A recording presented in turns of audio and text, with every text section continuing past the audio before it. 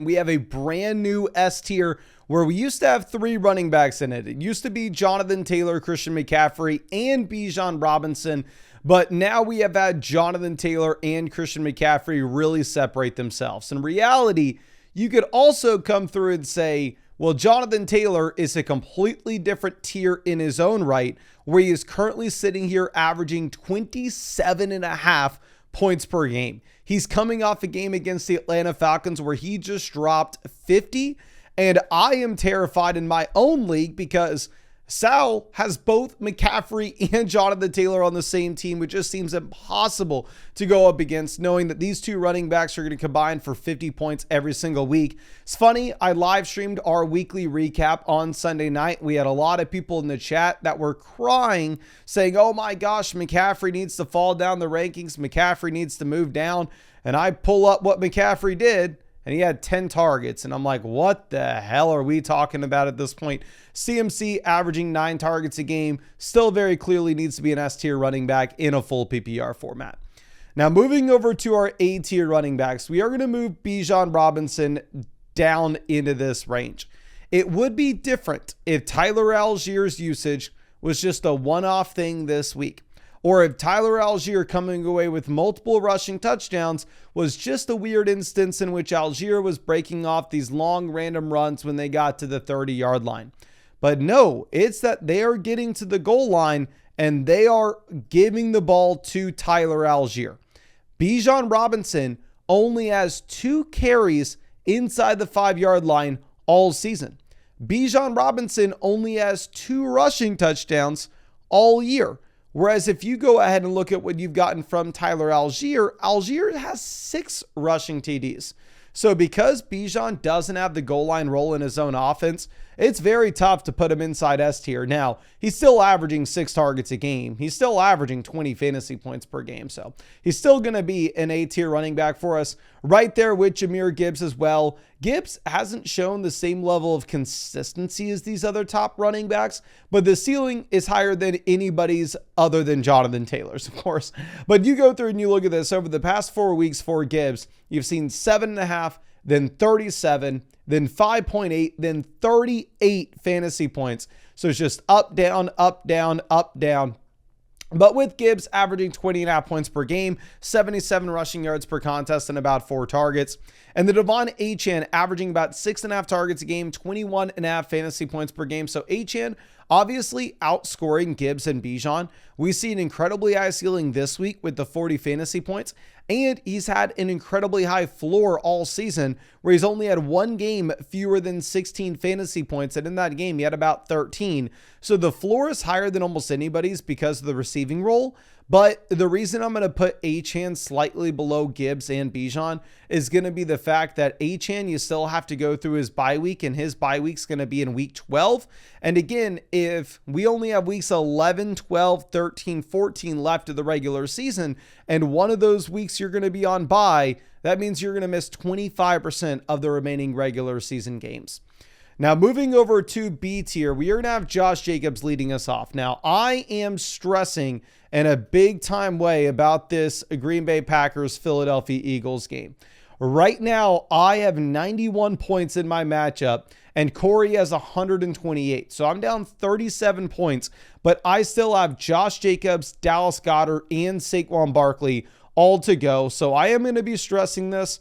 With Josh Jacobs, rest of season wise, obviously we'll update this after the game tonight. Just make sure you're subscribed.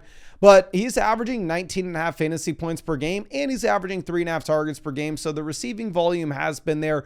Right now on Underdog Fantasy, they currently have him at higher lower 91.5 total yards for tonight's game, higher lower 14.5 fantasy points. James Cook is averaging over 100 rushing yards per game. The only running back ahead of James Cook in rushing so far this season is actually Jonathan Taylor, but also out of all running backs that we've discussed in this video so far, James Cook is averaging the fewest amount of targets per game as well. And we have seen games in which the Buffalo Bills lose. Obviously, you have James Cook actually scaling back with that production. Saquon Barkley will be that next running back. Saquon Barkley, again, is the running back 2 on my own fantasy team. Right now, the expectations for tonight's game is he is higher lower 14.05 fantasy points and higher lower 96.5 total yards on Underdog Fantasy, which I'm really hoping he hits the hires. Again, I need these guys. But of course, if you wanted to check out any of those projections over on Underdog, you can find the link to Underdog Fantasy in the description as well as the comment section. Code FLOCK will get you $100 added to your account after you play your first 5.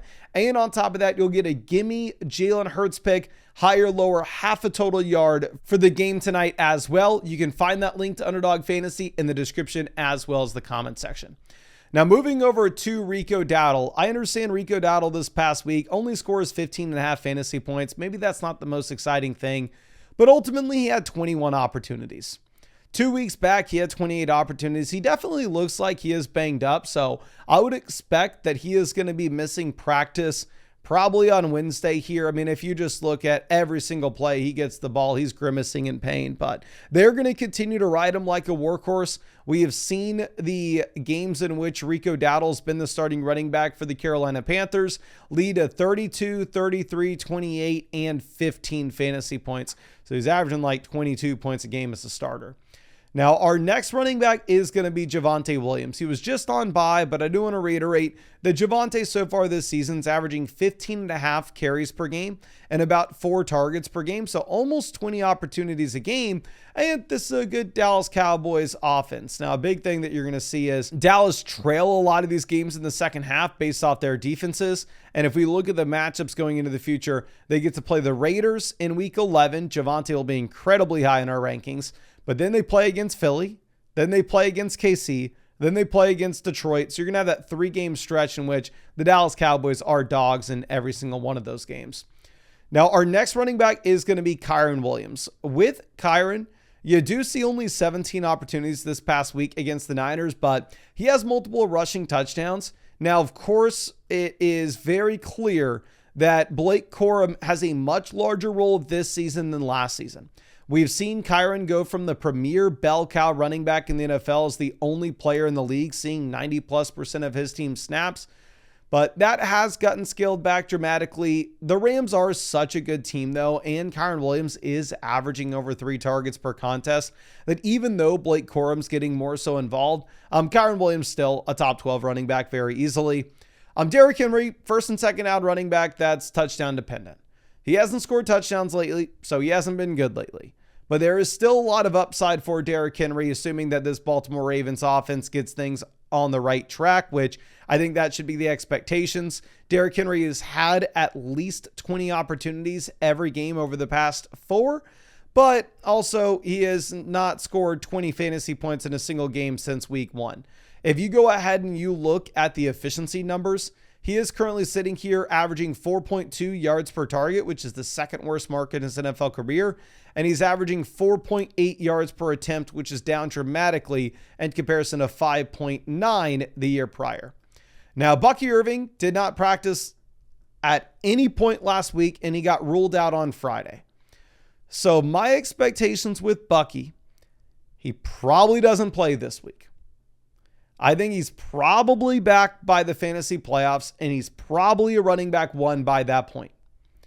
But again, it's very tough to project that out. This is going to be the number 1 player that's important to monitor the practice reports with, which of course I'll be keeping you posted with those all week long. Ashton Jeanty will be our next player. Jeanty against Denver came through. He had 19 carries. He had 5 targets. This is now back-to-back games with 5 targets, which is really exciting. But ultimately, the offense is just garbage. The offensive line is horrible. It's the same concern that you have with Breece Hall. I just traded for Breece Hall in the Flock League. Really happy that he came through and scored these 20 points in a tough matchup against the Cleveland Browns. You have another tough matchup here having to play at New England this next week.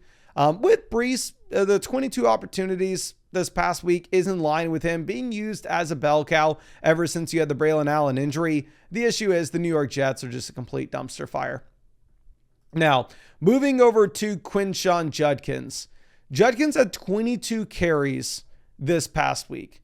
And with those 22 carries in a good matchup against the Jets defense that had just traded away their 2 best players, what did Quinshon Judkins do? He came through and he scored 10.5 points. Reason being, not a massive role as a receiver. He's had one game with 20 or more receiving yards this season. I mean, right now, he is currently sitting here averaging about 2.3 targets per game. But he's a talented running back. You have the big play upside. When the touchdowns are there, he's going to look great. Again, just when the touchdowns aren't there, it's going to be tough.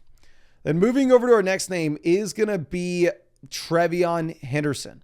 Henderson is the biggest riser that we are going to have in these rankings. I think he deserves to rise, where he had 2 runs this week that looked better than anything we had ever seen from Ramondre Stevenson. He drops 28 fantasy points. And not only do you have Ramondre injured, but now you also have Terrell Jennings injured as well. So it is really just, I guess Trevion Henderson is the last player standing here for the New England Patriots. And again, I know this is something that a lot of people have discussed at length, but this is pretty much the best schedule you could ask for going into the future for a running back. Now, Marion Hampton will be our next player. With Hampton, the expectations are he misses week 11. The Chargers have a bye week in week 12. And at the earliest, he is back in week 13. He is already eligible to return. He went on the IR in week 6. He's missed week 6, 7, 8, 9, 10. So he's missed 5 weeks. But again, reports are saying that he's not going to be ready until after the bye. And you'd assume that it takes him a little bit of time to get ramped up. I, as an 8-2 team for my own roster, would be going through and would be looking to trade to get Amari Hampton if it wasn't for the Joe Alt injury, lowering my expectations for the offensive line for this team. Now, moving over to Jaylen Warren. Jaylen Warren, severely capped ceiling, has not scored 20 fantasy points at any point over the past 2 seasons. But at the same time, he's coming through and he's giving you at the very minimum 15 to 20 opportunities every single week. And that's enough for somebody to just be a must-start player for you. Chase Brown, coming off a game in which he had 14 targets, which doesn't sound believable, right? That's a Christian McCaffrey stat line. But now at this point, after that massive game, Chase Brown's averaging 5 targets a contest. Now, at the same time, he's only sitting here with 46 rushing yards per game. Chase Brown could move up these rankings in a dramatic way if this Samaje Perine injury ends up rolling into the future. Like if Perine were to miss more time, then that's what's going to lead to Chase Brown getting to these monster volume numbers, where Chase Brown this past week played 96% of the snaps for the Bengals, which the last time he played 80% or more was actually back last season. Now, Travis Etienne is a running back that I traded away on my own fantasy team. And honestly, comes in against the Houston Texans. He is just a straight up bell cow running back where you don't see Byshell Tootin expand his role whatsoever. And you get the rushing touchdown as well for Travis Etienne. Now, moving over to DeAndre Swift. Swift typically had been a D-tier level running back for us. And this week he scores 15 fantasy points. He has 22 opportunities. He has 8 targets out of the backfield. But he's very inefficient with these. I mean, so far this season, he's sitting with 6.6 yards per target. 4.8 yards per carry is not a bad mark whatsoever. But Kyle Monangai just has looked better from a per touch perspective. And it does seem like Kyle Monangai is now all of a sudden going to be getting some work when it comes to the goal line. So I still think DeAndre Swift's the starting running back, but Monangai is going to be eating into his work for sure. David Montgomery will be our next player. David Montgomery averaging 11.5 points per game. You know what you're going to get, but the reason we're going to rank him higher than just his raw points per game mark will be the fact that if you were to get an injury to Jahmyr Gibbs, Montgomery turns into a league winner. RJ Harvey, J.K. Dobbins will be our next 2 running backs here. If you were looking at what we have with the Denver RBs, clearly when healthy, J.K. Dobbins has been the starting player for the Broncos. But there's a big but with this one. J.K. Dobbins injured his foot Thursday night against the Raiders. We are told that he is going to go explore a second opinion, and that second opinion may lead to Dobbins missing some time, which if that were to be the case, we could see RJ Harvey turn into a league winner very similar to Trevion Henderson. Now, Woody Marks will be our next running back. With Woody Marks, he looks like he's the starting running back in Houston. I mean, ever since he's gone through the bye, he's been averaging about 15 opportunities a game. He also is going to have a role as a receiver. The big issue you have is just this Houston Texans offensive line's garbage.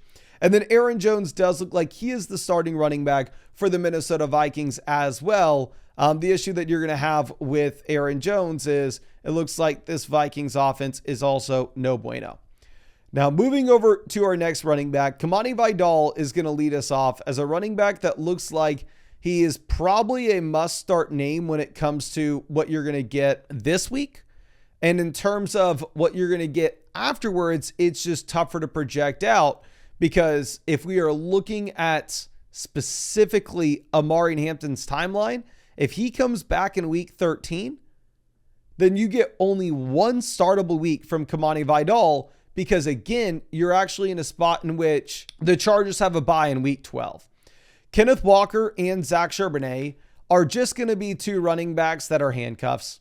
If Charbonnet were to go down, Kenneth Walker turns into a league winner.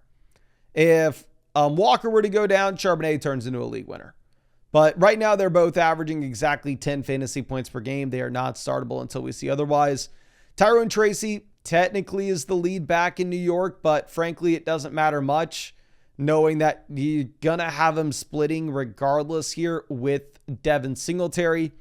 Going over to Trey Benson. Trey Benson averaging, like, it doesn't matter any of the Trey Benson stats this year. The fact of the matter is with Benson, we have yet to see him really prove himself as a top level option at the running back position. It's really only speculation on how he's going to perform. And if we're going to look at the timeline here, I'd imagine they're not rushing Trey Benson back anytime soon, knowing that this team's now playing for nothing. Now, moving over to our next name, we are going to have Alvin Kamara. Kamara sees a massive step upwards with the volume in this offense, but frankly, who cares? Because Alvin Kamara comes in this week, he has 25 opportunities and still can't score 15 fantasy points. Rachaad White will be our next running back. If you are looking at White, he is losing ground to Sean Tucker in this backfield, which does make it very tough to rank him because I would say he's probably a low-end RB2 in any game in which you have no Bucky Irving, but it's not like Bucky's guaranteed to be out for the rest of the season. And with that as well, it's not like Rachaad White is a must-start player the way that he was earlier in the year. Now, our next name is Kyle Monangai. If you are looking at Monangai, at this point, he is just a premium handcuff running back where if you were to get injured to DeAndre Swift, he turns into a potential league winner, but he does have a role here, and that role does look to be expanding, so I'm fine bumping him up the rankings a bit. Jordan Mason, just a handcuff running back. If Aaron Jones were to go down, Jordan Mason could be exciting, nothing else. Ja'Cory Krosky merits. I don't even know why we're still ranking it. Like, honestly, I would rather have Tyler Algier over Ja'Cory Krosky Merritt at this point. There's no way in hell you can ever go out there and start Bill. He doesn't catch the ball whatsoever. I mean, right now he's currently averaging a total of 1.2 targets per game, and he's in one of the worst offenses in the league, and he's in a committee. So, yeah, I think I would go with Tyler Algier ahead of him. And then Ramondre is averaging 9.3 fantasy points per game. And again, Trevion Henderson looks 10,000 times better, and Ramondre's injured. Pacheco's averaging 7.5 fantasy points a game. Can't imagine ever starting a player like Isaiah Pacheco. So, yeah, this last tier running backs, I almost want nothing to do with. It is funny that this year in fantasy, I'd say like the top 27 or so running backs are the guys that I'd feel comfortable starting, and not much beyond that. But I really appreciate you. And of course, I am hoping you won your matchup this week. I'm really hoping I win. We need a big Barkley day, a big Jacobs day, and a big Dallas Goedert day. And of course, if you want to go check out any of those higher lowers on Underdog Fantasy, link's always in the description. It's always in the comment section. Code FLOCK will get you $100 added to your account after you play your first 5. Plus, on top of that, you'll be getting a Gimme Jalen Hurts pick, higher, lower, half a total yard. And you'll be getting free questions that you can ask me in the live streams that I'm live streaming every single day until Christmas. I really appreciate you and really hope I get to see you out with the live stream later tonight.